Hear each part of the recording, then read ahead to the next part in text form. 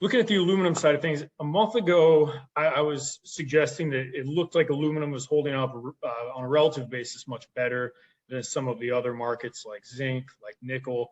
Well, roll forward 30 days, another place where Nick is off. But we are seeing a little bit of a degradation or a deterioration in pricing for aluminum. So as you can see, there was this support line, which I've drawn in as the white line. It was looking like it was holding for a fairly decent period of time. We've now broken below that as we've gotten much weaker European data, which we'll touch on here in a little bit. And I'd say underwhelming data within China and maybe a little bit of underwhelming data here within North America.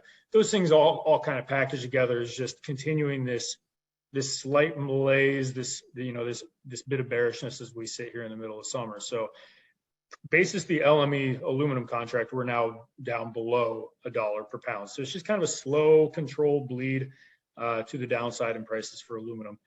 We will at some point start to test, at least for some producers of aluminum, if we get down into the mid to low 90-cent range.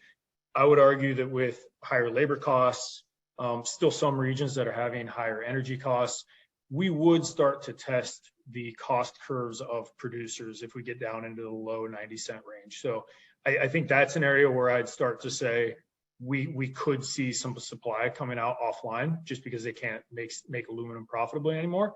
But that probably is the next real fundamental catalyst for where things would bottom. Outside of that, for now, it looks like things are fairly soft and squishy within the manufacturing space.